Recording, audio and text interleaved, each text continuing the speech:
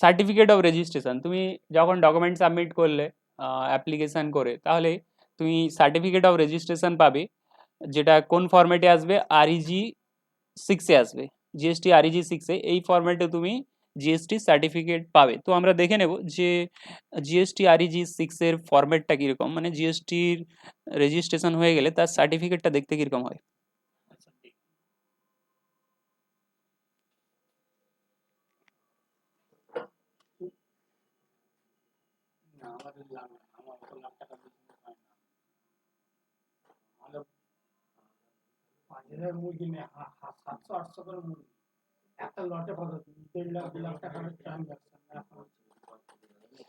GST রেজিস্ট্রেশনের certificate এরকম দেখতে হয়, ঠিক আছে। GST REG 1, legal name, trade name, legal name বলতে প্যান নাম্বারে যে নাম্বার যে নেম মেনশন থাকবে সেটা হচ্ছে লিগেল নেম।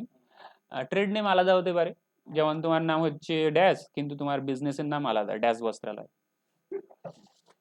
তো কনস্টিটিউশন, কি ধরনের বিজনেস, প্রপার্টরশিপ কি পার্টনারশিপ সেটা আসবে। অ্যাড্রেস, কনস্টিটিউশন বলতে পার্টনারশিপ বিজনেস কি প্রপার্টরশিপ বিজনেস, কি company.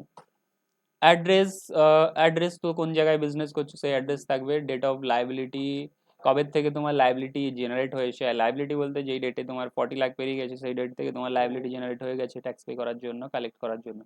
Date of validity, validity normally ওইরকম যেই ডেট ফর্মটা থাকে, যেই ডেটে তোমার অ্যাপ্রুভ করে দিল সেই ডেট থেকে, কিন্তু 2 এর কোনো ভ্যালিডিটি থাকে না, মানে এতে ভ্যালিডিটি এটা ব্ল্যাঙ্কই থাকে, কারণ আনলিমিটেড ভ্যালিডিটি, তোমার ওইরকম কোনো ভ্যালিডিটি নেই জিএসটি রেজিস্ট্রেশন। কিন্তু আমরা যেটা আগের দিন ডিসকাস করেছিলাম কি, ক্যাজুয়াল ট্যাক্সেবল পার্সনের ক্ষেত্রে ভ্যালিডিটি তাতে কত দিনের হয়ে থাকে, 30 দিনের হয়ে থাকে, 30 দিন নয়, 90 ডেজের হয়ে থাকে। Casual taxable person, non resident taxable person. Casual taxable person তুমি যখন অন্য স্টেটে বিজনেস করতে যাচ্ছ 90 ডেজের জন্য, যেখানে তোমার পার্মানেন্ট প্লেস অফ বিজনেস নেই, তো সেই রেজিস্ট্রেশন যদি নাও সেক্ষেত্রে 2 ফর্ম থাকবে। কিন্তু তুমি যখন নর্মাল রেজিস্ট্রেশন নিচ্ছ তখন 2-তে তো থাকবে, ফর্মে তো থাকবে, ফর্মে একটা ডেট থাকবে, 2-তে থাকবে ভ্যালিডিটি পিরিয়ডের ডেট। যে টাইপ অফ রেজিস্ট্রেশন এসব, তাহলে জিএসটি প্রপার অফিসার কে কে সিগনেচার করেছে, মানে ফর্মটা কে দেখে ওকে করলে দিয়েছে। ডেট অফ সার্টিফিকেট, কবে সার্টিফিকেট পেয়েছো, জুরিসডিকশন, স্টেট সেন্টার, কোন জুরিসডিকশনে আসছে, কোন অফিসারের জুরিসডিকশনে আসছে তুমি। হ্যাঁ, যে ধরো ওটা জিএসটি ডিপার্টমেন্টের কাজ রয়েছে, তোমার কিছু করার দরকার নেই। প্রত্যেক এরিয়াতে জিএসটি কাজের অ্যালোকেশন রয়েছে, যে তুমি এই পার্টটা দেখবে, এই পার্টটা আমি দেখবো। তো ওয়ার্ড রয়েছে, ইনকাম ট্যাক্সে যেমন ওয়ার্ড রয়েছে তেমনি জিএসটিতেও কাজের তোমার কাজের তোমার ডিভিশন রয়েছে, যে তুমি ওই পার্টটা দেখবে।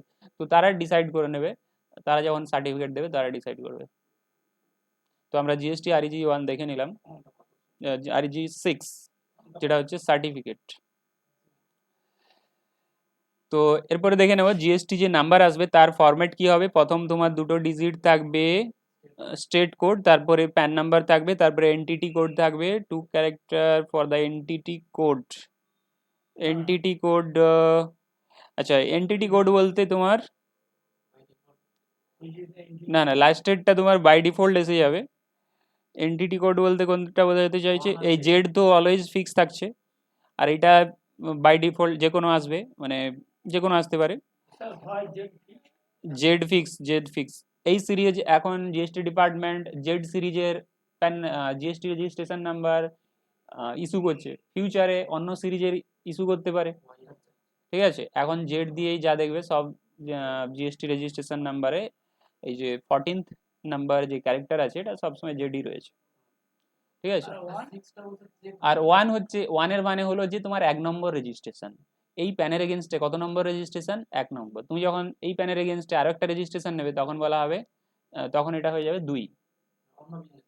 হ্যাঁ, অন্য বিজনেসের জন্য এই নাম্বারটা চেঞ্জ হতে থাকবে যতগুলো রেজিস্ট্রেশন নেবে একটা প্যানের এগেনস্টে। নাম্বার থাকে, তুমি আমাকে পাঠিয়ে বলবে যে আপনি বলেছিলেন এখানে নাম্বার থাকে না, ঠিক আছে। তাহলে প্রত্যেক পার্সনকে কি করতে হবে, ডিসপ্লে করাতে হবে।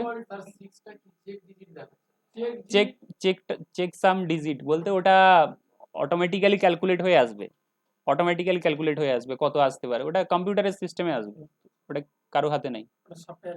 হ্যাঁ, সফটওয়্যারের থ্রুতে আসবে, ঠিক আছে, এই জন্য চেক ডিজিট লিখেছে। বাকি সবগুলো তো ফিক্স আছে যে এটা হবেই, কিন্তু এটার ক্ষেত্রে বলা যাবে না যে কি আসবে।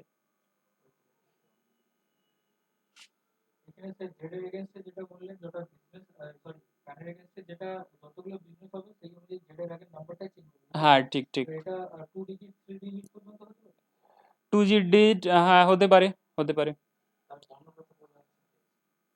15টা এখন পর্যন্ত কেউ ওইরকম নেয়নি, সেই জন্য ফিউচারে যদি নিয়ে থাকে সেক্ষেত্রে দেখা যাবে কি হয়। তো সেক্ষেত্রে তোমার জিএসটি ডিপার্টমেন্ট কি করে দেখতে হবে, কিন্তু এখন যেটা রয়েছে এটাই রয়েছে যে এখানে তোমার যদি সেকেন্ড রেজিস্ট্রেশন হয় 2 হয়ে যাবে, থার্ড রেজিস্ট্রেশন হলে 3 হয়ে যাবে, ম্যাক্সিমাম ম্যাক্সিমাম 9 হতে পারে যদি 15 ডিজিট রাখতে হয়, ঠিক আছে। এবার জিএসটি ডিপার্টমেন্ট থেকে সেরকম কোনো ইন্টিমেশন নেই যে তোমার 10-এর বেশি বিজনেস হলে কি হবে, ঠিক আছে, নাম্বারের ডিজিট কি 11 হয়ে যাবে, না ফেস করেন, ঠিক আছে।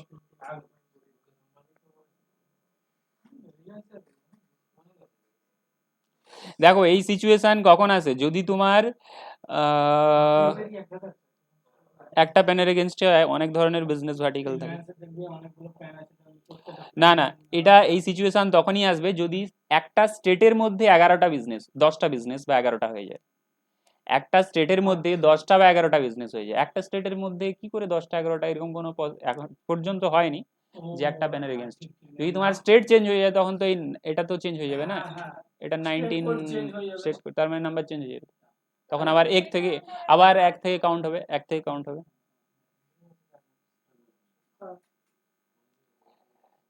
আচ্ছা, তাহলে আমরা দেখে নেবো যে কি বলছে। তারপরে রেজিস্টার্ড পারসনকে কি করতে হবে, ডিসপ্লে করতে হবে সার্টিফিকেট, কোথায় ডিসপ্লে করতে হবে, প্রমিনেন্ট প্লেসে, মানে যেখানে সবাই দেখতে পায়। তো সেই জন্য তুমি দেখে থাকবে যে তুমি যখন দোকানের ভিতরে ঢুকছো তখন সামনে লাগানো রয়েছে যে আমি জিএসটিতে রেজিস্টার্ড রয়েছি, আমার সার্টিফিকেট এটা। তো প্রমিনেন্ট প্লেসে যেখানে সবাই দেখতে পাবে সেখানে লাগিয়ে রাখবে, ঠিক আছে। আচ্ছা, এরপরে এসে যাবো যে ট্যাক্স ইনভয়েস। ট্যাক্স ইনভয়েস আমরা পড়েছি নর্মাল ইনভয়েস, জিএসটিতে কি হয়ে যাবে ট্যাক্স ইনভয়েস। নর্মাল ইনভয়েস আমরা অ্যাকাউন্টসে পড়েছি, জিএসটিতে tax invoice. Invoice is a commercial document issued by supplier of good service to recipient. রেসিপেন্টকে সাপ্লাই মানে গুড সাপ্লাই করেছে সেই জন্য তাকে ডকুমেন্ট ইস্যু করছে, কমার্শিয়াল ইনস্ট্রুমেন্ট বলা হচ্ছে। Document evidencing payment of invoice, payment of value of goods, এটা কি ইন্ডিকেট করবে যে তুমি গুডস কিনেছো তার পেমেন্ট হয়েছে, পেমেন্ট না হলেও তুমি যে গুডস কিনেছো তার একটা এভিডেন্স হিসাবে কাজ করবে, ঠিক আছে। এর কোনো প্রেসক্রাইব ফরম্যাট নেই, তবে কিছু ফিল্ড বলে দিয়েছে। এই যে ফরম্যাট দেখতে পাও তোমরা জিএসটি একটা কিন্তু ফরম্যাট বলে দেয়নি, তাতে কিছু ফিল্ড বলে দিয়েছে যে এই ফিল্ড তোমাকে রাখতে হবে। তোমার ফরম্যাট তুমি যা খুশি করতে পারো, যেরকম খুশি বানাতে পারো, কিন্তু আমি জিএসটি ডিপার্টমেন্ট বলে দিয়েছি যে তুমি যেই ফরম্যাটেই বানানো না কেন এই ডিটেল রাখতে হবে। জিএসটি ডিপার্টমেন্ট ফরম্যাট বলে দেয়নি, ডিটেল বলে দিয়েছে কি রাখতে হবে। ফরম্যাট এবার সবাই বানাচ্ছে বুদ্ধি লাগিয়ে, যে প্রথমে তাহলে নাম রাখতে হবে, তারপরে ডেট রাখতে হবে। তো আমরা দেখে নেব যে কি কি ডিটেল রাখতে বলেছে GST department. Particulars of tax invoice, কি কি ডিটেলস রাখতে হবে ট্যাক্স ইনভয়েসে। তো তোমাকে রাখতে হবে name, address, GSTN number of supplier, যে সাপ্লাই করছে তার জিএসটিএন নাম্বার থাকবে, তার নেম অ্যাড্রেস থাকবে, আর serial number, consecutive serial number থাকবে প্রত্যেকটা ইনভয়েসের, কিন্তু সেটা এক্সিড করবে না 16 ক্যারেক্টার, ঠিক আছে, 16 ক্যারেক্টারের বেশি হবে না। সেটার কম্বিনেশন হতে পারে alphabet, numerals, special character, hyphen, dash, slash, এইসব কম্বিনেশন দিয়ে তুমি বানাবে তোমার জিএসটির যে ইনভয়েসের নাম্বার, কিন্তু সেটা এক্সিড হবে না কত 16 ক্যারেক্টারের বেশি, বুঝতে পারলে। ডেট অফ ইস্যু, কবে ইস্যু করেছো ইনভয়েস সেটা মেনশন থাকবে। রেসিপেন্ট ইজ রেজিস্টার্ড পারসন, যদি রেসিপেন্ট রেজিস্টার্ড পারসন হয়, মানে যাকে তুমি সাপ্লাই করছো সে যদি রেজিস্টার্ড হয়, তার কি মেনশন করতে হবে, নেম এন্ড অ্যাড্রেস তো মেনশন করতে হবে, তাছাড়াও জিএসটি নাম্বার মেনশন করতে হবে। আমি যখন দোকান থেকে কিনছি এরকমই তো ইনভয়েস দিবে, আমার তো জিএসটি নেই, তাহলে তো যদি আনরেজিস্টার্ড হয় তাহলে দেখতে হবে যে ভ্যালু কি 50,000-এর বেশি, আমি ধরো আনরেজিস্টার্ড পার্সনকে সাপ্লাই করছি, দেখতে হবে ভ্যালু কি 50,000-এর বেশি, তাহলে কি কি মেনশন করতে হবে, name, address, address of delivery. এখানে দেখো address of recipient, address of delivery, রেসিপিয়েন্টের প্লেস আলাদা হতে পারে, ডেলিভারি প্লেস আলাদা হতে পারে, তো সেই জন্য আলাদা আলাদা জায়গা মেনশন করতে হবে। আর যদি 50,000-এর কম হয় তাহলে unregistered person may still request for the aforesaid details. Unregistered person সে রিকোয়েস্ট করতে পারে কি আমার নামটা লিখে দিন ইনভয়েসে, কিন্তু লেখা ম্যান্ডেটরি নয় অ্যাজ পার জিএসটি অ্যাক্ট, বুঝলে? তাহলে তুমি যেটা বললে এখনই কি আমি তো কিনেছি, আমার তো জিএসটি রেজিস্ট্রেশন নেই, তার মানে তোমাকে যে সেল করেছে সে তোমার নাম অ্যাড্রেস নাও মেনশন করতে পারে, কারণ যদি ভ্যালু 50,000-এর কম হয়, তুমি যে কিনেছো তার ভ্যালু, আর যদি 50,000-এর বেশি হয় বা 50,000 হয় তাহলে কিন্তু তাকে নাম, অ্যাড্রেস আর অ্যাড্রেস অফ ডেলিভারি মেনশন করতে হবে। স্যার আমি ওষুধ দোকানে গেলাম, ওষুধ কিনতে, ঔষধ দোকানে তুমি যদি 50,000-এর বেশি কেনো তাহলে name, address, address of delivery mention করবে, ঠিক আছে? আর একটা ওষুধের বহুত দাম না, ঠিক আছে, দেখতে হবে বিলের ভ্যালু কত আছে। আচ্ছা, এরপরে এইচএসএন কোড মেনশন করতে হবে প্রত্যেক গুড সার্ভিসের। HSN stand for harmonise system nomenclature, প্রত্যেকটা গুডসকে আইডেন্টিফাই করার জন্য একটা নাম্বার দেওয়া হয়েছে, তো যাকে বলা হয় এইচএসএন কোড। আচ্ছা, description of good services, good service তুমি কি সাপ্লাই করছো সেটাও ইনভয়েসে মেনশন করতে হবে, কোয়ান্টিটি মেনশন করতে হবে, ভ্যালু মেনশন করতে হবে, ট্যাক্সেবল ভ্যালু মেনশন করতে হবে। এটা হচ্ছে total value, taxable value, total value মানে জিএসটি ধরে, আর ট্যাক্সেবল ভ্যালু বলতে জিএসটি না ধরে। রেট অফ ট্যাক্স মেনশন করতে হবে, পার্সেন্টেজ বলতে হবে যে কত পার্সেন্টেজ ইয়ে করছো, 18 কি 5। আচ্ছা, অ্যামাউন্ট অফ ট্যাক্স, অ্যামাউন্টও বলতে হবে যে এত টাকা ট্যাক্স হচ্ছে। প্লেস অফ সাপ্লাই মেনশন করতে হবে যে আমার প্লেস অফ সাপ্লাই হচ্ছে এই জায়গা, তার মানে তুমি প্লেস অফ সাপ্লাই চ্যাপ্টার পড়লে বুঝতে পারবে যে প্লেস অফ সাপ্লাই কি হবে। তো সেখানে ডিফারেন্ট সিচুয়েশন আমরা দেখেছিলাম যে কোন সিচুয়েশনে প্লেস অফ সাপ্লাই হবে, আর প্লেস অফ সাপ্লাই চ্যাপ্টার তাহলে প্লেস অফ সাপ্লাই মেনশন করতে হবে, place of supply along with state, তাহলে প্লেস অফ সাপ্লাই যে তুমি মেনশন করবে স্টেটের নামটা যেন থাকে, ঠিক আছে? আচ্ছা, অ্যাড্রেস অফ ডেলিভারি তো থাকবে, আর যদি রিভার্স চার্জ মেকানিজমে পেমেন্ট হয় ট্যাক্সের তাহলে কিন্তু তোমাকে মেনশন করতে হবে ইনভয়েসে। ধরো তুমি সাপ্লাই করছো কি, তুমি সাপ্লাই করছো ক্যাজিউ নাট মানে কাজু বাদাম, তো তুমি এগ্রিকালচারিস্ট, তুমি তো ধরো বিল করেছো, তো তোমার তো জিএসটি পে করার দরকার নেই, তো তুমি কি করবে ইনভয়েসে লিখে দেবে যে GST payable on reverse charge mechanism, এই ওয়ার্ডটা এই সেন্টেন্সটা লিখতে হবে, লিখে দিতে হবে। তো সেই জন্য তুমি দেখবে যে তুমি যদি ফ্লিপকার্টে কেনো, ফ্লিপকার্ট থেকে গুডস কেনো, মানে গুডস বলতে প্রোডাক্ট কেনো, তাহলে তুমি দেখবে বিলে মাঝে মধ্যে লেখা থাকে not liable for reverse charge mechanism, তার মানে সে কালেক্ট করে নিয়েছে, তোমাকে আর জিএসটি পে করার দরকার নেই, ঠিক আছে? সিগনেচার থাকবে, সেটা তো ডকুমেন্টে থাকবেই। HSN code, harmonise system of nomenclature, nomenclature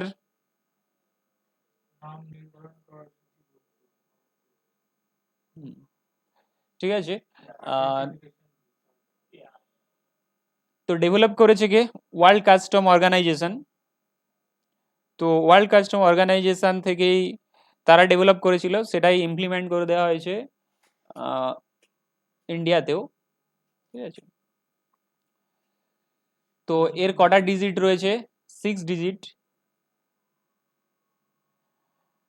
আচ্ছা, তোমার কাদেরকে মেনশন করতে হবে, register person is required to mention, যদি তোমার টার্নওভার আগের বছরের টার্নওভার 1.5 কোটি পর্যন্ত হয় তাহলে তোমার এইচএসএন কোড না মেনশন করলেও চলবে প্রত্যেক প্রোডাক্টে, তুমি যে প্রোডাক্টটা সেল করছো সেই প্রোডাক্টের বা সার্ভিসের এইচএসএন কোড না মেনশন করলেও চলবে যদি টার্নওভার 1.5 কোটি পর্যন্ত হয়, যদি 1.5 কোটির ওপরে চলে যায় 5 কোটি পর্যন্ত হয় তাহলে দুটো এইচএসএন কোড মেনশন করতে হবে, দুটো দুটো দুটো ডিজিট মেনশন করতে হবে, দুটো কোড নয়, দুটো ডিজিট, একটা নাম্বার তো 6 ডিজিটের বলেছে, তুমি প্রথম থেকে 2 ডিজিট মেনশন করবে। ডিজিট গুলো পেয়ে যাবেন, আমি এক্ষুনি দেখিয়ে দেবো। আচ্ছা দেখা যাক এইচএসএন কোড নমেনক্লেচার চার্টে এই যে জিএসটি গুডস এর ক্লাসিফিকেশন রয়েছে সেখান থেকেই পেয়ে যাবেন। আচ্ছা দেখা যাক, দেখিয়ে দিচ্ছি কোথা থেকে পেয়ে যাবেন।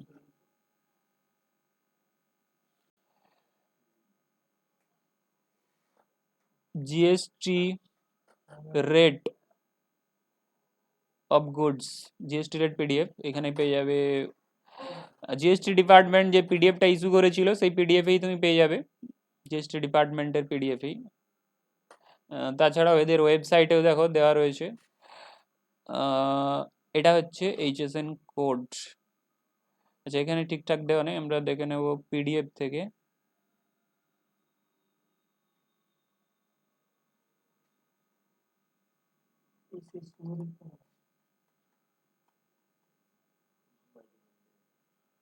এই যে দেখো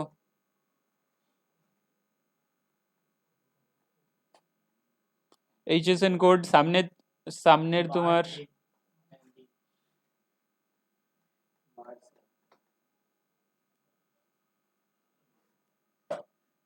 এগুলো হচ্ছে এইচএসএন কোড। এখানে কটা পর্যন্ত আছে? 8টা পর্যন্ত আছে। এটা কিরকম ক্লাসিফিকেশন রয়েছে? প্রথমে চ্যাপ্টার রয়েছে, তারপরে হেডিং রয়েছে, তারপরে সাব হেডিং রয়েছে, তারপরে ট্যারিফ আইটেম রয়েছে। ট্যারিফ আইটেম বলতে এখানে প্রোডাক্টের নাম। ধরো এগ্রিকালচারাল প্রোডাক্ট, আমি চ্যাপ্টারের নাম দিলাম কি এগ্রিকালচারাল প্রোডাক্ট, তার আন্ডারে হেডিং করে, তার আন্ডারে সাব হেডিং করে, এরকম করে আসছে। তো তুমি যদি কোনো প্রোডাক্ট দেখো, প্রোডাক্টের কোড হচ্ছে ডায়মন্ড, ডায়মন্ড তার মানে এটা কোন চ্যাপ্টারে পড়েছে? 71 এরকম কিছু। তো তোমাকে এত কিছু জানার দরকার নেই, তোমাকে মনে রাখতে হবে যে ফুল ফর্ম কি আছে, ফুল ফর্ম কি আছে। আর যদি কোনো প্রোডাক্টের তোমার এইচএসএন কোড লাগে তুমি সার্চ করে নেবে পিডিএফ থেকে যে এই প্রোডাক্টের এইচএসএন কোড এইটা, তো তুমি তোমার ট্যালিতে সেট করে দেবে। এত বেশি জেনে তো লাভ নেই। এত বেশি নয়, তোমার এইচএসএন কোড কিভাবে ক্লাসিফিকেশন হয়েছে, তার ভেতরে কিভাবে সাব ক্লাসিফিকেশন, ওইসব রেলিভেন্ট নয়, ইরেলিভেন্ট। তো তুমি যদি জানতে চাও এক্সট্রা স্টাডি করবে, ঠিক আছে? কাজের জন্য না, ওগুলো হচ্ছে ইউনিভার্সিটি কলেজ, ওসব রিসার্চ করবে, ঠিক আছে? টাকা ইনকাম করতে গেলে এগুলো লাগবে না।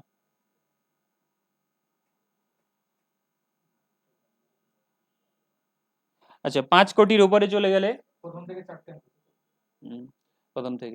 প্রথম থেকে 4টে, আর তারপরে আইডেন্টিফাই হয়ে যাবে, আইডেন্টিফাই হয়ে যাবে। হয় নেবো 5 টাকা হয় নেবো, 4টে পর্যন্ত দিলেই হবে।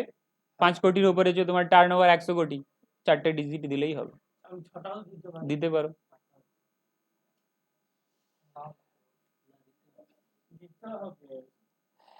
আচ্ছা এরপরে এসে যাব যে ম্যানার অফ ইস্যুইং ইনভয়েস, কটা ইনভয়েস ইস্যু করতে হবে। এখানে যদি গুড সাপ্লাই করো তাহলে ট্রিপ্লিকেট করতে হবে, মানে 3টে কপি। অরিজিনাল যে রেসিপ্যান্ট অরিজিনাল পাবে, ডুপ্লিকেট ট্রান্সপোর্টার, ট্রিপ্লিকেট সাপ্লায়ার, 3টে কপি। সাপ্লায়ারের কাছে একটা রয়ে যাবে আর ট্রান্সপোর্টারের কাছে একটা থাকবে, আর আমি মালটা নিচ্ছি আমি একটা রাখবো। ঠিক। আচ্ছা সার্ভিসের ক্ষেত্রে তো ট্রান্সপোর্টারের ব্যাপার থাকছে না, সেই হিসাবে অরিজিনাল রেসিপ্যান্ট পাবে আর একটা অফিস কপি। সাপ্লায়ারের কাছে যেটা থাকছে সেটা অফিস কপি। এরপরে আমরা দেখে নেব যে কোন সিচুয়েশনে তোমার জিএসটির ইনভয়েস ইস্যু করার দরকার হবে না, যেখানে তোমার গুড সার্ভিসের ভ্যালু কত পর্যন্ত? 200 টাকা পর্যন্ত। বুঝতে পারলে না? কোন সিচুয়েশনে জিএসটির ইনভয়েস ইস্যু করার দরকার হবে না? যদি গুড সার্ভিসের ভ্যালু আপ টু 200 পর্যন্ত হয়, তুমি একটা গুডস কিনেছো দোকান থেকে, তার ভ্যালু 200 এর কম, 190 টাকা, তোমাকে আমি জিএসটি ইনভয়েস নাও ইস্যু করতে পারি। বা রেসিপিয়েন্ট যদি আনরেজিস্টার্ড হয় তাহলেও ইস্যু করার দরকার নেই। আর রেসিপিয়েন্টের যদি দরকারই থাকে না, ধরো দরকারই নেই তার, সে তাকে বলছো জিএসটি ইনভয়েস না, দরকার নেই ওসব, ঠিক আছে? তার মানে জিএসটি ইনভয়েস যদি না ক্রিয়েট হয়, জিএসটি যে পেমেন্ট করলো বা পেমেন্ট করার দরকার হলো, সেটা তো কোনো প্রমাণ থাকে। মানে ফার্স্ট এর ক্ষেত্রে এটা বলছেন value of good service both যদি 200 টাকা নিচে হয়, সেক্ষেত্রে কি আমরা জিএসটি পেমেন্ট করবো না, কাস্টমার কি জিএসটি পেমেন্ট করবে না? জিএসটি সে তো জিএসটি সাথেই নেবে, এবার বিল ইস্যু করতেও পারে না করতেও পারে। তার মানে আপনি বলতে পারেন তো আমি কালেক্ট করে তো রেখে দেবো ট্যাক্সের টাকা, কিন্তু ওটা তো করা যাবে না, কারণ আপনার জিএসটি রেজিস্ট্রেশন রয়েছে। তো আপনি যত কালেক্ট করেছেন সেটা ধরে নেওয়া হবে যে উইথ জিএসটি কালেক্ট করেছেন, ঠিক আছে। তার মানে আপনার ব্যাংকের ক্রেডিট সাইডে যা টাকা জমা হয়েছে সবই ধরে নেওয়া হবে সেল থেকে এসেছে উইথ জিএসটি। তার মানে আমি ব্যাক ক্যালকুলেশন করে বলে দিতে পারি যে জিএসটি পারপাসে কত ক্যালকুলেট হয়েছে, তো অত টাকাই জিএসটি ডিপার্টমেন্টকে দিতে হবে। ওটা কিভাবে ব্যাক ক্যালকুলেশন করবেন জিএসটি? সাপোজ তোমার ক্যালকুলেট হয়েছে 100 কোটি টাকা, তোমার ব্যাংক অ্যাকাউন্টে ক্রেডিট হয়েছে 100 কোটি টাকা। আমি ধরে নিলাম যে তুমি তোমার যে প্রোডাক্ট রয়েছে সেটা 18% জিএসটি, তার মানে এতে ঢুকে রয়েছে জিএসটি। তো আমি 118 দিয়ে ডিভাইড করব, 18 দিয়ে মাল্টিপ্লাই করব, তাহলে বেরিয়ে আসবে যে কত কোটি টাকা জিএসটি পারপাসে তোমার কালেক্ট হয়েছে, ঠিক আছে। ওটাই জিএসটির অ্যামাউন্ট যেটা তোমাকে জিএসটি ডিপার্টমেন্টকে পে করতে হবে।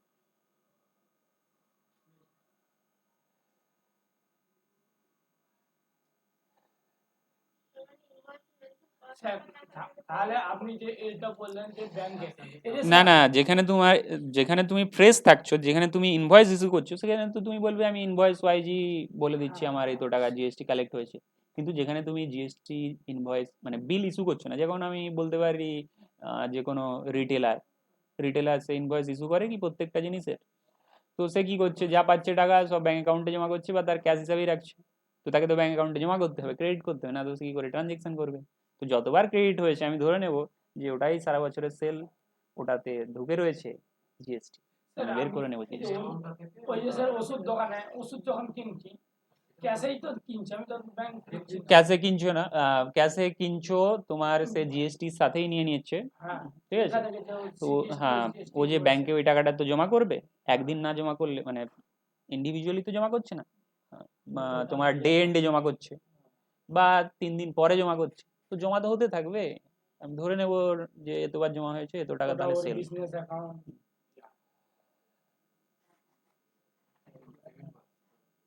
হ্যাঁ ক্যাশে প্রশ্নটা এখানে বলুন। আমি সেই করছি ক্যাশে টাকাগুলো জমা। আচ্ছা, এরপরে এসে যাও bill of supply. Bill of supply কি জিনিস? বিল অফ সাপ্লাই হচ্ছে একটা ডকুমেন্ট যেটা instead of issuing tax invoice you are issuing bill of supply. Invoice হচ্ছে একটা ডকুমেন্ট যেটা তুমি ইনভয়েস ইস্যু না করে বিল অফ সাপ্লাই ইস্যু করছো। কেন না, দুটো সিচুয়েশনে তোমাকে বিল অফ সাপ্লাই ইস্যু করতে হতে পারে। এক হচ্ছে যে তুমি কম্পোজিশন স্কিম নিয়েছো, আমরা কম্পোজিশন স্কিম পড়ে নিয়েছি, যেখানে আমরা দেখেছিলাম যে তোমাকে প্রোডাক্টের রেটের হিসাবে তোমাকে জিএসটি দিতে হয় না, ওখানে গুডসের ক্ষেত্রে 1% দিয়ে দাও, সার্ভিসের ক্ষেত্রে 6% দিয়ে দাও, যদি তুমি আদার বিজনেসে ইনভলভ থাকো, যেটা ছিল তোমার রেস্টুরেন্ট বিজনেসের ক্ষেত্রে বলা হয়েছিল 5%। তো সেক্ষেত্রে কম্পোজিশন স্কিম যদি নাও, সেক্ষেত্রে তোমার প্রোডাক্টের রেট বা সার্ভিসের রেট তুমি দেখছো না, সেক্ষেত্রে একটা টোটাল যে সেল হয়েছে, টোটাল যে সার্ভিস দিয়েছো তার একটা পার্সেন্টেজ তুমি দিয়ে দিচ্ছ গভর্নমেন্টকে। তো সেক্ষেত্রে যেহেতু তুমি কাস্টমারের কাছ থেকে জিএসটি কালেক্ট করছো না, কারণ কম্পোজিশন স্কিম নিয়েছো, স্মল সার্ভিস প্রোভাইডার, তো জিএসটি কালেক্ট হচ্ছে না, তুমি তো বিলে ইনভয়েস, তুমি যে ইনভয়েসটা ইস্যু করবে মানে ডকুমেন্টটা যে ইস্যু করবে তাতে তো জিএসটি বলে কিছুই দেখাতে পারবে না, কারণ কম্পোজিশন স্কিম নিয়েছো, কাস্টমারের কাছ থেকে কালেক্ট করা যায় না। তো তোমাকে সেই সিচুয়েশনে যে ডকুমেন্টটা ইস্যু করতে হবে সেটা হচ্ছে বিল অফ সাপ্লাই। কম্পোজিশন স্কিমটা সেটা কি রকম?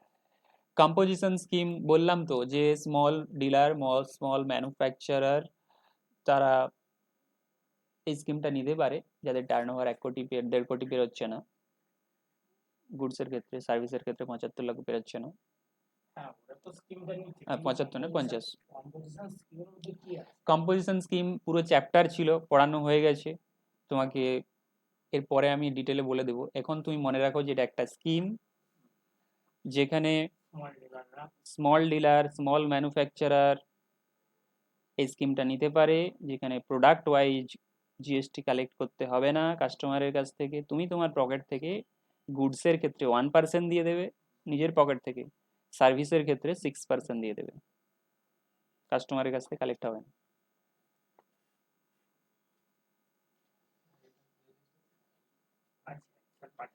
আচ্ছা, এরপরে সাপ্লাইং এক্সামটেড গুডস। যদি তুমি এক্সামটেড গুড সাপ্লাই করো, তো সেক্ষেত্রেও তুমি তো ট্যাক্স ইনভয়েস ইস্যু করবে না, কারণ তাদের ট্যাক্স তো মেনশন থাকবে না। তো সেক্ষেত্রে কি ডকুমেন্ট ইস্যু করবে? বিল অফ সাপ্লাই। তাহলে দুটো সিচুয়েশনে বিল অফ সাপ্লাই ইস্যু করবে, তুমি যদি কম্পোজিশন স্কিম নাও আর তুমি যদি এক্সামটেড গুড সাপ্লাই করো। ঠিক আছে, বিল অফ সাপ্লাই যে কিভাবে ওটা ইস্যু হবে ট্যালিতে? ট্যালিতে বিল অফ সাপ্লাই ইস্যু হবে তুমি যদি কম্পোজিশন ডিলার সিলেক্ট করো, তাহলেই। রেগুলার ডিলার সিলেক্ট করলে বিল অফ সাপ্লাই ডকুমেন্ট আসবে না। তোমাকে সিলেক্ট করতে হবে তুমি কম্পোজিশন ডিলার বলে, ওখানে থাকে না রেগুলার না কম্পোজিশন। কোথায় সিলেক্ট করতে হবে ট্যালিতে গিয়ে? ট্যালিতে তুমি যখন সেটিংসে পেয়ে যাবে, সেটিংসে কম্পোজিশন ডিলার না রেগুলার পাবে, সেটিংস থাকে না জিএসটির সেটিংস, ওইখানেই পাবে কম্পোজিশন না রেগুলার। ওই দিন জিএসটি নাম্বার দিতে হয়, নিচে হ্যাঁ হ্যাঁ ঠিক, রেগুলার। ওইখানে কম্পোজিশন সিলেক্ট করবে, তাহলে যে ডকুমেন্টগুলো বেরোবে সেলের ডকুমেন্ট, সেগুলো এই বিল অফ সাপ্লাই বেরোবে। আচ্ছা, এরপরে এসে যাব কি রিসিপ্ট ভাউচার কি। অ্যাডভান্স রিসিপ্ট মানে লোকের কাছ থেকে যখন আগে টাকা নিবি, ওটাই তো। তারপরে তাহলে রিসিপ্ট ভাউচার কি রয়েছে? ধরে নাও তুমি কারোর কাছ থেকে অ্যাডভান্স টাকা নিয়েছো, তো জিএসটি ডিপার্টমেন্ট কি বলছে যে তুমি, আমরা যখন টাইম অফ সাপ্লাই পড়ছিলাম চ্যাপ্টার, টাইম অফ সাপ্লাই চ্যাপ্টারে কি দেখে এসেছিলাম যে গুডসের ক্ষেত্রে যদি তুমি অ্যাডভান্স টাকা নাও তাহলে কিন্তু তোমার ট্যাক্স লায়াবিলিটি অ্যারাইজ করবে না, কিন্তু সার্ভিসের ক্ষেত্রে তুমি যদি অ্যাডভান্স টাকা নিয়ে নাও তখন কিন্তু তোমার ট্যাক্স লায়াবিলিটি অ্যারাইজ করে যায়। মানে জিএসটি ডিপার্টমেন্টকে তোমাকে ট্যাক্স দিয়ে দিতে হবে ওই অ্যাডভান্সের উপরে। তুমি এখনো সার্ভিস প্রোভাইড করোনি, তবুও তোমাকে যে টাকাটা অ্যাডভান্স নিয়েছো তার উপরে জিএসটি দিয়ে দিতে হচ্ছে। তো আমরা দেখেছিলাম এটা টাইম অফ সাপ্লাই চ্যাপ্টারে। তো সেই কনসেপ্টটি এখানে অ্যাপ্লাই হবে। রিসিপ্ট ভাউচার তাহলে কখন ইস্যু করবে? তুমি ধরো কাউকে সার্ভিস প্রোভাইড করবে বলে অ্যাডভান্স নিয়ে নিয়েছো, তো অ্যাডভান্সের উপরে তোমাকে তো জিএসটি দিতে হবে গভর্নমেন্টকে। তো তুমি যে অ্যাডভান্স নিয়েছো তোমাকে তো একটা ডকুমেন্ট ইস্যু করতে হবে ওই পার্সনকে, তো সেই ডকুমেন্টের নাম হচ্ছে রিসিপ্ট ভাউচার। তো সেই রিসিপ্ট ভাউচারে তোমাকে মেনশন করতে হবে যে তুমি যে অ্যাডভান্সটা নিলে সেই অ্যাডভান্সের উপরে তোমাকে জিএসটি কত দিতে হবে ওই গভর্নমেন্টে, মানে জিএসটি ডিপার্টমেন্টকে কত জিএসটি দিতে হবে ওই অ্যাডভান্সের উপরে, সেটা মেনশন করতে হবে। তো এখানে জিএসটি ডিপার্টমেন্ট বলছে তুমি যখন অ্যাডভান্স নিয়ে নিয়েছো আর যে সার্ভিস দেবে সেটা আননোন, কেউ তোমাকে অ্যাডভান্স দিয়ে দিয়েছে, তোমার কাছে অনেক রকমের সার্ভিস আছে, তুমি কোন সার্ভিসটা দেবে, আর প্রত্যেকটা সার্ভিসের রেট ডিফারেন্ট। ধরো তুমি অ্যাডভান্স নিয়েছো, এবার তোমার কাছে অনেক ধরনের সার্ভিস রয়েছে, প্রত্যেকটা সার্ভিসের রেট আলাদা, কোনোটাতে 5%, কোনোটাতে 18%, কোনোটাতে 12%। এবার ও পার্সন বলেনি যে কোন সার্ভিস নেবে, কিন্তু তোমার তো অ্যাডভান্স এসে গেছে। তো জিএসটি ডিপার্টমেন্ট বলছে তোমার যেহেতু অ্যাডভান্স তুমি পেয়ে গেছো, কিন্তু তোমার কাছে এখন ডিটারমিনেবল নয়, মানে ডিটারমাইন করতে পারছো না যে কোন সার্ভিসের এগেনস্টে সে অ্যাডভান্সটা দিয়েছে। তো যখন ডিটারমাইন হচ্ছে না, তোমাকে 18% হিসাবে জিএসটিটা ভরে দিতে হবে। বুঝতে পারলে? তাহলে ব্যাক ক্যালকুলেশন করে তোমাকে জিএসটিটা ভরতে হবে। ধরো কেউ তোমাকে অ্যাডভান্স দিল 5 লাখ, তো এখানে ধরেই নেওয়া হয়েছে যে তুমি যে কালেক্ট করেছো অ্যাডভান্স এটা জিএসটি সহ রয়েছে, তো এর থেকে তোমাকে দিয়ে দিতে হবে 18% গভর্নমেন্টকে। এইখানে যেটা বেরোবে সেটাই হচ্ছে জিএসটির অ্যামাউন্ট অ্যাডভান্সের উপরে। হ্যাঁ, পরে ডিটারমাইন হলে আপনি যদি এক্সেস জিএসটি পে করে থাকেন অ্যাডজাস্ট হয়ে যাবে, রিফান্ড হবে না, অ্যাডজাস্ট হবে, পরের বারের জন্য অ্যাডজাস্ট হয়ে যাবে।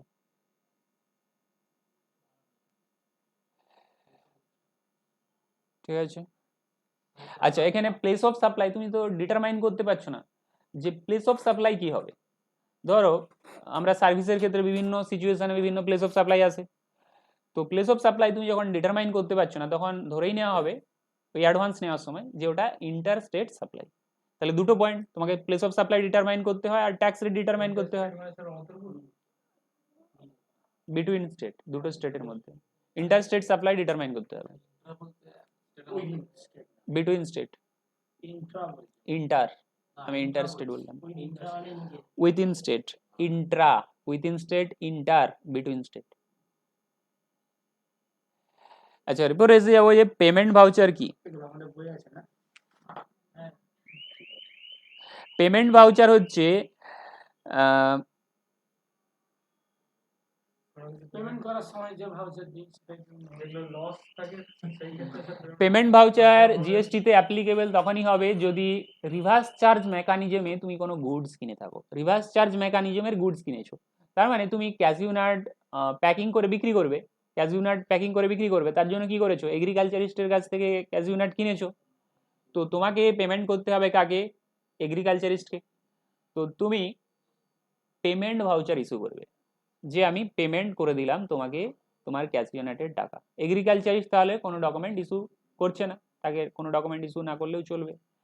তাহলে যে কিনলো তাকে পেমেন্ট ভাউচার ইস্যু করতে হবে যে তোমার ক্যাশিউ নাট এত টাকার, আমি পেমেন্ট করলাম এত টাকা, জিএসটি যেটা হচ্ছে আমি সেটা গভর্নমেন্টকে দিয়ে দেবো। ঠিক আছে, পেমেন্ট ভাউচার তাহলে ইস্যু করবে করা হবে কখন, যখন রিভার্স চার্জ মেকানিজমের কেস আছে, মানে যে রিসিভ করেছে গুডসটা, যে কিনেছে গুডসটা, তাকেই জিএসটি পে করতে হবে। এই সিচুয়েশন যদি আসে তখনই পেমেন্ট ভাউচারের কেস আসে। আচ্ছা, এরপরে ক্রেডিট নোট ডেবিট নোটে এসে যাব। ক্রেডিট নোট কি? ক্রেডিট নোট তোমরা শিখেছো বিজনেস অ্যাকাউন্টিং এই সাবজেক্টে। তো ক্রেডিট নোট কি হতো, তুমি যখন কাউকে সেল করতে তাকে তো ডেবিট করতে, সেল রিটার্ন এলে কি করতে, ক্রেডিট করতে, তখন সেল রিটার্ন হলে ক্রেডিট নোট হতো। সেল রিটার্ন হলে ক্রেডিট নোট কে দিত, সাপ্লায়ার ইস্যু করতো। আর পারচেজ আর ওই থেকে কি নোট ইস্যু করতো, debit note. Debit note seller একজনের কাছে সেল রিটার্ন, আরেকজনের কাছে তার মানে কি পারচেজ রিটার্ন, যে যার কাছে সেল রিটার্ন হচ্ছে সে ক্রেডিট নোট ইস্যু করবে, আর যার কাছে পারচেজ রিটার্ন সে কি নোট ইস্যু করবে, ডেবিট নোট। তার মানে একদিক থেকে একটা ডকুমেন্ট যাচ্ছে আর একটা আসছে, এটা অ্যাকাউন্টসে হতো। আগে তো ডেবিট নোট হবে, তারপরে ওর কাছে এলো, ও তখন ক্রেডিট নোট ইস্যু করবে।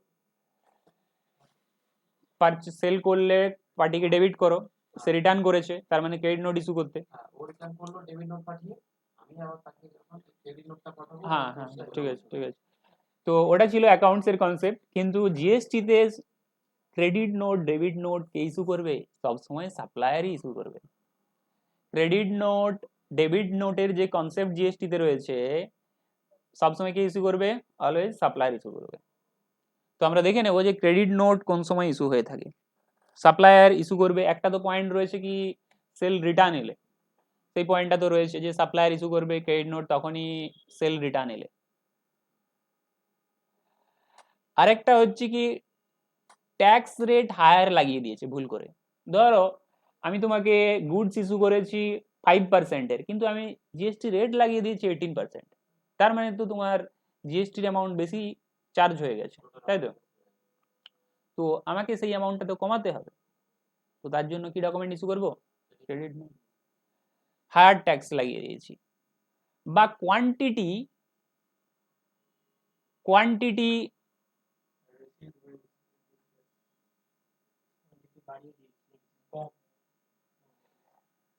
কোয়ান্টিটি আমি কম দেখিয়েছি, যার কাছ থেকে সেলার কিনছে, quantity received by recipient is less. যদি কোয়ান্টিটি লেস পায় তাহলে জিএসটি হ্যাঁ, সে কথা না, আগে ঘটনাটা বলতে হবে। এটা বলতে চাইছে দেখো কি, আমি তো তোমাকে 50 কোয়ান্টিটির বিল করেছি, কিন্তু আমি তোমাকে পাঠিয়েছি 45, তার মানে আমার 5টা কোয়ান্টিটি কমাতে হবে, 5টা কোয়ান্টিটির দাম কমাতে হবে। 45 পাঠিয়েছি, আমার স্টকে 45 ছিল, আমি 45 পাঠিয়েছি, কিন্তু বিল হয়ে গেছে 50-এর, এখানেও ক্রেডিট নোট। তো সেক্ষেত্রে ক্রেডিট নোট পাঠিয়ে কমাতে হবে, supplier credit note supplier credit note পাঠাবে। স্যার আপনি বললেন কি সাপ্লায়ারই কি ডেবিট নোট পাঠাবে, তার এক্সাম্পল তো ডেবিট নোটে পরে আসছি, এখন ধৈর্য রাখো। আরো রয়েছে রিম্বার্সমেন্ট, দামটা একটু উল্টো আছে না,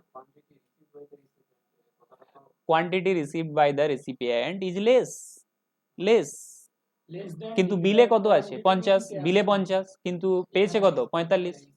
কার ক্ষেত্রে বলা হচ্ছে?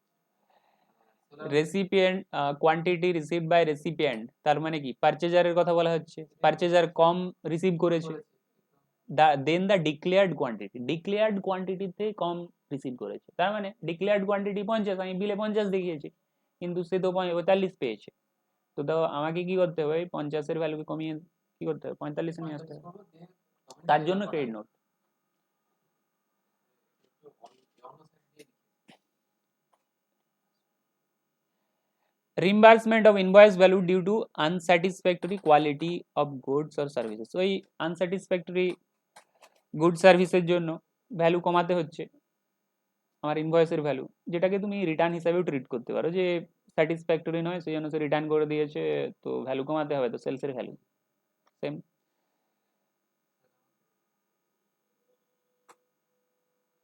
উপরে একটা কেস রয়েছে কি, সাপ্লায়ার কি করেছে, ভুল করে বেশি ভ্যালু ধরে নিয়েছে, প্রোডাক্টের ভ্যালু ধরো 50, আমি ধরে নিয়েছি 51 করে,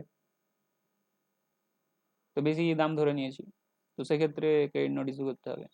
এরপর এসে যাবে ডেবিট নোটে। ডেবিট নোটে তাহলে উল্টো কেস হবে, সব উল্টো কেস। ক্রেডিট নোটে যে যে কেস হয়েছিল তারই উল্টো হবে, যেমন আমি বেশি ভ্যালু দেখিয়েছিলাম, এখন কি হয়েছে কম ভ্যালু দেখিয়ে রেখেছি, মানে প্রোডাক্টের দাম 50 টাকা করে, আমি দেখিয়ে রেখেছি 48, কম ভ্যালু দেখিয়ে রেখেছি। হ্যাঁ, কম ভ্যালু দেখিয়ে রেখেছি। যখনই তুমি ডেবিট নোট ইস্যু করছো তার মানে তুমি সেলটাকে বেশি করার চেষ্টা করছো, মানে ইনভয়েসের ভ্যালুটাকে বাড়ানোর চেষ্টা করছো। তার মানে কি, কম ধরেছিলে প্রোডাক্টের ভ্যালু, এখন বাড়াতে গেলে কি করতে হবে, ডেবিট নোট ইস্যু করতে হবে। ডেবিট নোট ইস্যু করার মানে তুমি পার্টিকে ডেবিট করতে চাইছো। আচ্ছা, তারপরে লোয়ার ট্যাক্স তুমি ধরে নিয়েছো, তার মানে তো ইনভয়েসের ভ্যালু কম হয়ে গেছে, বাড়াতে হবে, লোয়ার ট্যাক্স ধরে নিয়েছো। রেসিপিয়েন্ট বেশি কোয়ান্টিটি রিসিভ করেছে কিন্তু তুমি ডিক্লেয়ার কম করেছো, তার মানে কোয়ান্টিটি বাড়াতে হবে। আরো যদি এই ধরনের কোনো রিজন থাকে এনি আদার, তাহলে জিএসটি তে ক্রেডিট আর ডেবিট নোট সাপ্লায়ারই ইস্যু করবে, ঠিক আছে। No role of purchaser. হ্যাঁ, পারচেজারের এখানে কোনো কথাই আসবে না, মানে রেসিপিয়েন্টের কোনো কথাই আসবে না। ডেবিট নোট ক্রেডিট নোট সবসময় ইস্যু করবে সাপ্লায়ার। আর জিএসটি রিটার্নের যে সিস্টেম রয়েছে, জিএসটিআর 1-এ কি হয়, জিএসটিআর 1 বলে একটা ফর্ম রয়েছে, যে যাতে সাপ্লায়ার কি করে, তার যে ইনভয়েস রয়েছে ইনভয়েসের ডিটেল আপলোড করে, তার ফলে রেসিপিয়েন্ট যে রয়েছে সে দেখতে পায় জিএসটিআর 2-এতে যে সে এই পারচেজ করেছে। জিএসটিআর 1-এ আপলোড করে দিলে সাপ্লায়ার, রেসিপিয়েন্ট দেখতে পাবে জিএসটিআর 2-এতে যে সে এই পারচেজ করেছে। তো ডেবিট নোট ক্রেডিট নোট এটাও আপলোড করতে হবে সাপ্লায়ারকে। কোথায় আপলোড করতে হবে, জিএসটিআর 1-এ। আপলোড করার পর স্যার কোনো ধরনের অ্যাকনোলেজমেন্ট ফর্ম পাবে, যে রেসিপিয়েন্ট থেকে দেবে, তখন না না, কোনো অ্যাকনলেজমেন্ট কোনো দিতে হবে না, আপলোড করলেই সে তার পোর্টালে ঢুকে দেখতে পাবে যে সে এই পার্টির কাছ থেকে পারচেজ করেছিল, সেই জন্য অনলাইনে দেখাচ্ছে। নাম্বারটা দিতে হবে তো স্যার, না না, যাকে সাপ্লাই এরও অ্যাকাউন্ট রয়েছে, জিএসটি নাম্বার থাকা মানে কি তার জিএসটি অ্যাকাউন্ট থাকবে, ওরও জিএসটি অ্যাকাউন্ট রয়েছে, তো এ তার অ্যাকাউন্টে ঢুকে আপলোড করলো জিএসটিআর 1-এ ফর্মে, তো ও তার অ্যাকাউন্টে দিয়ে জিএসটিআর 2-এতে দেখতে পাবে। কেসটা বুঝতে পারলাম না। ধরুন আমি সাপ্লায়ারের কাছ থেকে কিনেছিলাম,